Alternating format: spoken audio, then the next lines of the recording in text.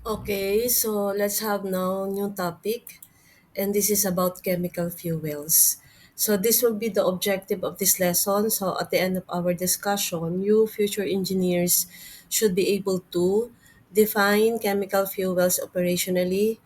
Also, we will discuss the different classifications of chemical fuels and explain the key properties of chemical fuels. Okay, so let's start with the first objective. So, what are chemical fuels? So, when we say chemical fuels, they are substances that store potential energy. That is why that potential energy can be converted into other forms of energy. Okay, in their chemical bonds and release them as thermal energy. Ayan. Okay, so from potential energy, magiging thermal energy na siya once na na-release na yung yung stored energy na nandun sa kanilang chemical bonds. Okay? So, yung thermal energy natin, commonly, that is in the form of heat energy. Okay? So, kailan nangyayari yon? During chemical reaction. Mostly, nangyayari dyan kapag merong burning process na involved. Okay? So, kumbaga, kailangan masunog. Yan, kailangan mag-burn. Okay? Para makapag-release ng heat or ng thermal energy. Okay, commonly, it can happen, yung combustion or yung burning process, it can happen if there's already the presence of an oxidant, commonly the oxygen. Okay, kaya 'di ba pagka may sunog, ang nagpapaliyab or nagpapalaki ng apoy is the presence of oxygen in our atmosphere. Okay? So, the primary purpose of this energy release is to perform work such as yung mag-power ng engines or dahil nga ito ay heat energy, makapagbigay ng warmth, 'di ba? Makapagbigay ng init, 'di ba? Kaya 'di ba pagka nilalamig tayo, yung anong ginagawa natin, yung nirarab natin yung dalawang palm natin together, friction, 'di ba? Kasi we all know that the byproduct of friction is heat. So yun yung ano nun, yung simple example na sinasabi natin na it can provide warmth.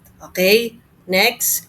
So we have different classifications of chemical fuels. Okay? So chemical fuels are generally classified based on their origin at saka doon sa isa pa yung sa kanilang physical state, okay? Pero yung physical state, the condition should be at room temperature. Okay, so dito muna tayo sa unang classification by origin. So meron itong dalawa, we have the primary and we have the secondary fuels. So si primary fuels, sila yung mga natural fuels na tinatawag natin. So dahil sila ay natural fuels, commonly they are found in nature and can be used directly or after minimal processing. So, ibig sabihin, naturally occurring pag sinabi nating primary fuels. Okay, so example nito, we have yung mga kahoy, di ba?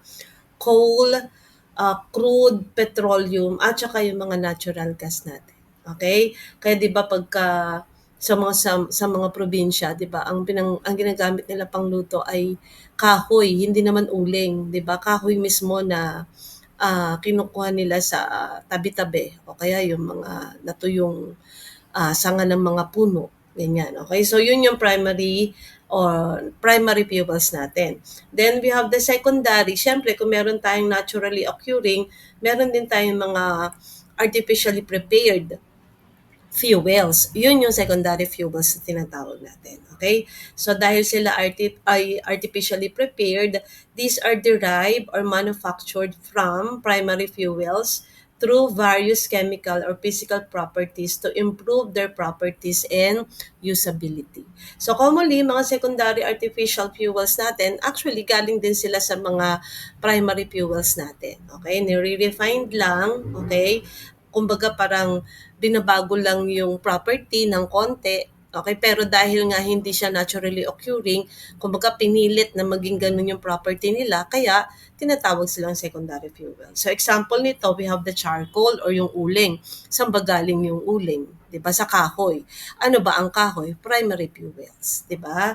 Okay, then kasama din dito yung mga gasoline, yung ginagamit ng mga sasakyan. diesel, yan, kerosene, at saka yung hydrogen gas. Yung hydrogen gas, commonly ginagamit to sa mga industry. Ayan, para mag-function or magamit yung mga machines na ginagamit nila for operations. Okay? Next. So, yung another classification of chemical fuels, ito yung by physical state. So, ang tinitignan natin dito is yung uh, physical state ng chemical fuels na sinasabi natin. So we have the first one, which is the solid fuels. Siyempre, obviously, kung may solid, may liquid, then meron ding gas. Okay, so sila yung tatlong classification ng chemical fuels by physical state. Okay, so yung una, yung solid fuels natin, commonly kaya sila solid, they exist in solid state. Pero yung pagiging solid nila, commonly it happened at room temperature. So kumbaga, pag medyo siguro pag medyo tumaas na yung temperature, more than 29 degrees Celsius, kasi 'di ba ang room temperature is 29 degrees Celsius. So may possibility siguro na uh, pwede na silang matunaw, something like that. Okay? So, dahil sila ay chemical fuels, syempre combustible materials or madaling masunog. Okay? And were historically the first fuels used by humans. Okay? So, we all know, di ba, yung mga prehistoric na tao, 'di ba? Paano ba nila na-discover? 'Di ba sila naka-discover ng fire, 'di ba? Paano nila na-discover ang fire? Yung kinaskas nila yung dalawang matitigas na bato, 'di ba? Through that friction ulit 'yon. Through that they were able to produce fire. Okay? And nung panahon na 'yon, na discover na rin nila na maraming gamit sa maraming bagay sa paligid na pwede nilang gamitin as fuels. Okay? Pero syempre, nung panahon na yun, hindi naman nila alam na fuels ang tawag doon. Syempre. Okay? So, example nito, again, papasok dyan yung wood, coal, charcoal, coke. Hindi yung coke na ano to na iniinom Ibang coke ito. Also, some types of biomasses and waste. So, saan commonly ginagamit ang mga solid fuels? Commonly ginagamit yan sa heating, cooking, at makapag-generate ng electricity. Ayan, okay? Then we have the liquid fuels. These are generally easy to transport and their combustion is easier to control than solid fuels. Kasi liquid siya 'di ba? Kumbaga parang halimbawa, lumaki yung apoy, kung liquid fuels ang ginamit, mas madaling matupok yung apoy kesa kung solid fuels. Okay? So commonly they are liquid again at room temperature, and also dahil sila ay chemical fuels, combustible din sila. So example nito, yung mga petroleum products na tinatawag natin, we have the gasoline, the diesel, at saka yung kerosene, syempre. Pero meron din mga alternative fuels na liquid, which is like ethanol and biodiesel. Yung ethanol, as we all know, isang klase yan ng alcohol, di ba? Pero commonly ginagamit yan as fuel. Ibang alcohol yan na ginagamit natin na pang disinfect ng kamay. Kasi yung pang disinfect ng kamay, ang tawag natin doon either isopropyl siya or ethyl alcohol, 'di ba? So iba si ethanol, pero pamilya din siya ng alcohol. Okay? So saan ginagamit commonly yung mga liquid fuels natin for transportation, 'di ba? Yung mga kaya pagka naubusan na ng gasolina yung mga jeep na sinasakyan natin, 'di ba? Nagpapagas sila. Nakikita natin yung yung yung gasoline, they are in liquid form. Okay? Dahil ito ay chemical fuels pa rin, pwede din siyang gamitin for heating, pwede din silang gamitin for heating, at saka pwede din silang gamitin to power generators. Kaya yung mga generators, mga anak, kailangan din nila ng fuel or else hindi din sila makakapag-generate ng electricity. Okay? Then the last one, we have the gaseous fuels. These are often distributed via pipelines and burn very cleanly. Okay?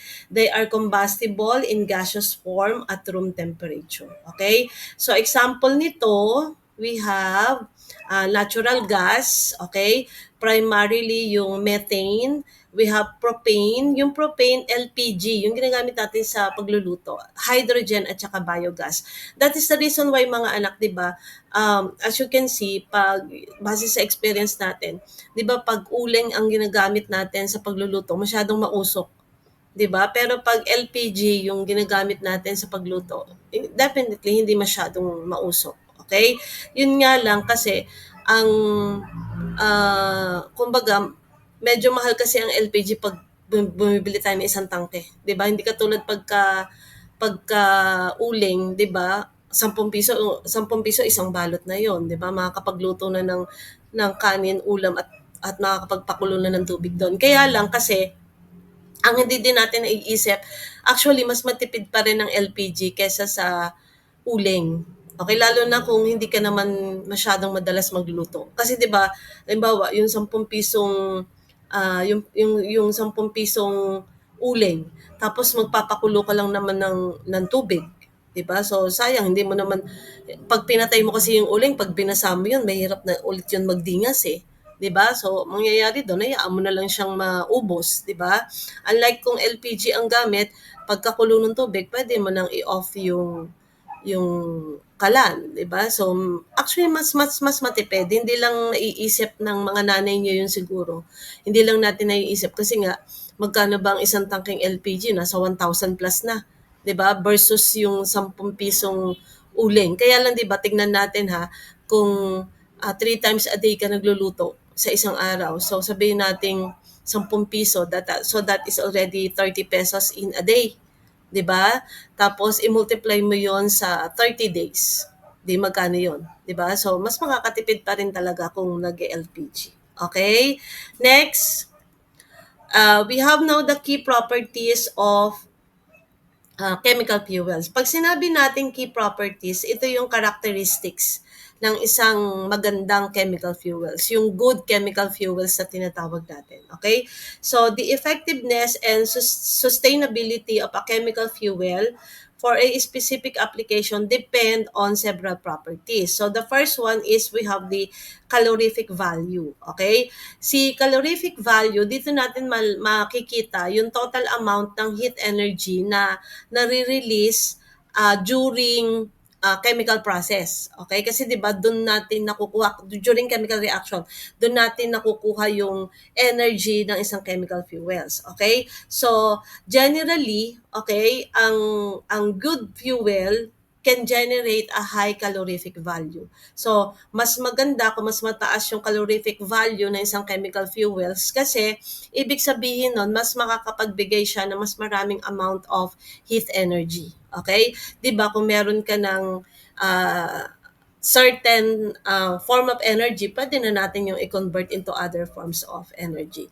So again ha, the higher the calorific value, the better the property of chemical fuels. Okay? Next, we have the ignition temperature. So this has something to do with the minimum temperature at which a substance must be heated to start burning in the air and sustain combustion. So ibig sabihin, magandang property ng chemical fuel yung kapag mabilis silang ma-burn. Yun. Kasi, ibig sabihin, kung mabilis ma-burn, hindi sila masyadong nagre-require ng mataas na temperature. 'Di ba? Nagba-burn na agad sila. Okay? So, hindi sila mahirap sunugin. Okay? Hindi mahirap mag-undergo ng burning process. Kasi remember, kailangan mag-undergo ng burning process para makapag-provide ng heat energy. Okay? So kung matagal silang sunugin, matagal silang makakapag-provide ng heat energy. Diba? Next, combustion efficiency. Ano ito?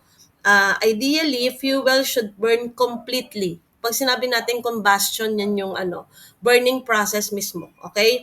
Should burn completely without leaving behind significant amounts of ash or producing harmful gases.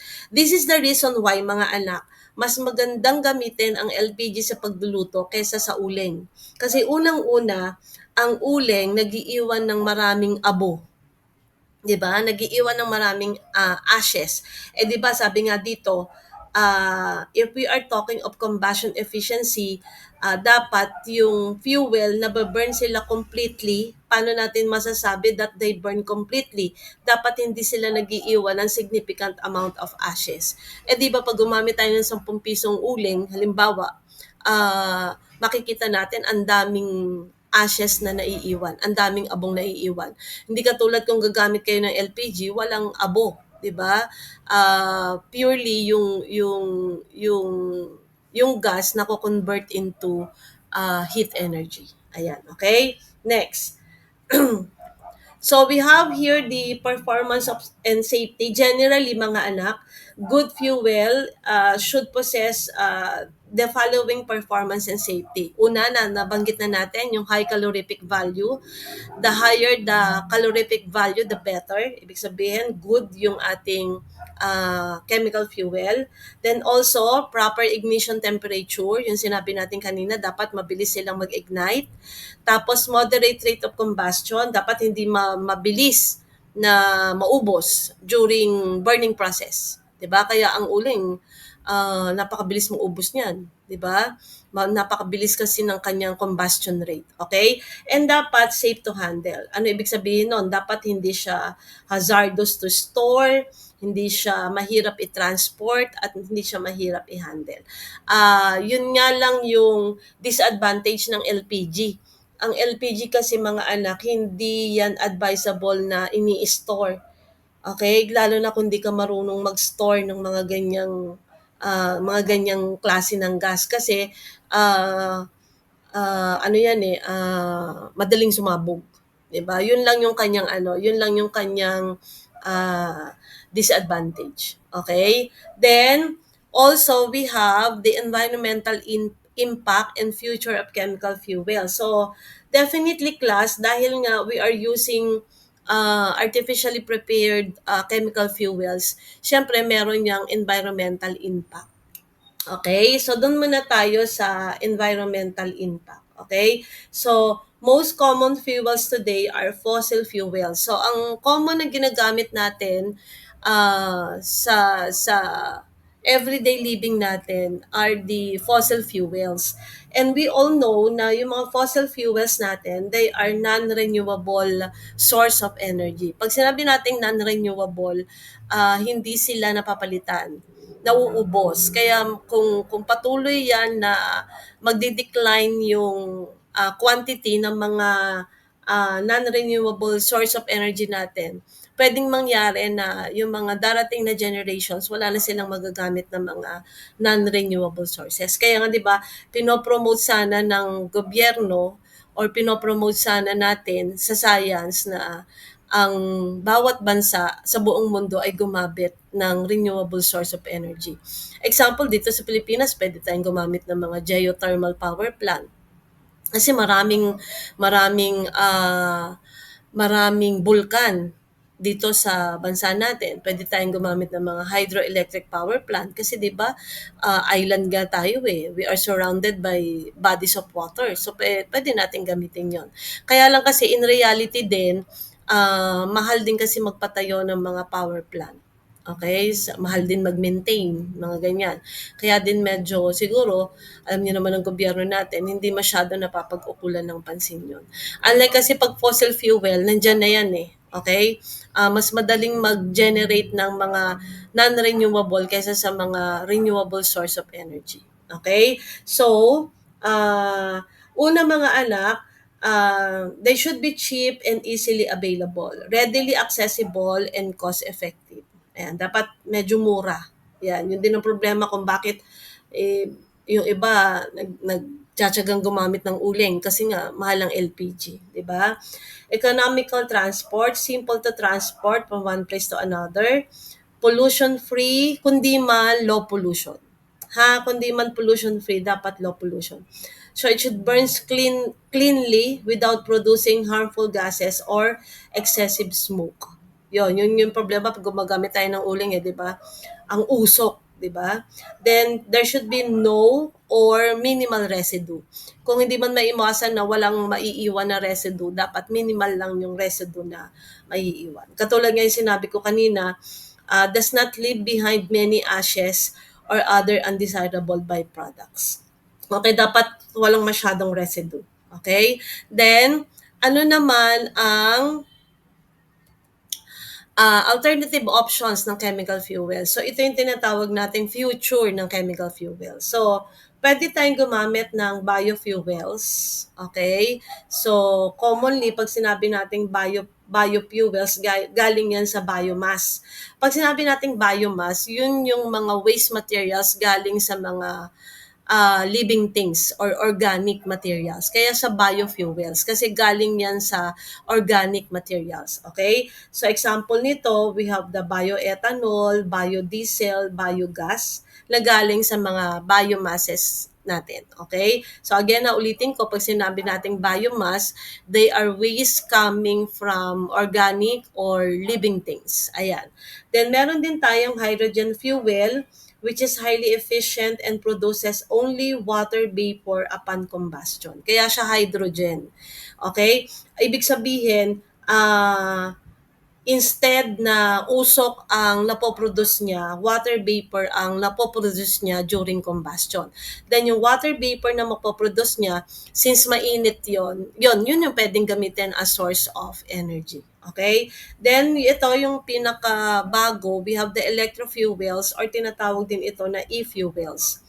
Manufactured using captured carbon dioxide and renewable hydrogen, offering a low carbon footprint. So kaya siya electrofuels kasi hindi siya masyadong nagpo-produce ng carbon dioxide. Kasi mga anak, too much carbon dioxide sa atmosphere natin, yun yung nagko-cause ng air pollution. Okay? Meron namang carbon dioxide sa atmosphere natin by nature, nasa mga 2%. Okay? Pero ang nagiging problema, kaya tayo nakakaranas ngayon ng pagbabago sa atmosphere natin kasi masyado nang tumataas yung component ng carbon dioxide na meron sa atmosphere natin. It should be minimal lang.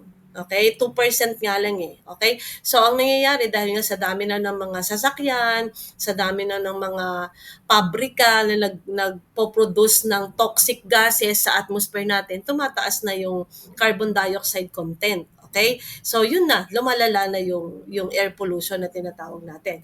So, therefore, kung gagamit ng electrofuels or yung e-fuels na tinatawag natin, hindi masyadong tataas yung percentage ng carbon dioxide sa atmosphere natin. Okay? So, that's the conclusion of our discussion for chemical fuels. So, remember mga anak, safety first in everything that we do, but we should always think of science in better ways. Okay? Thank you so much.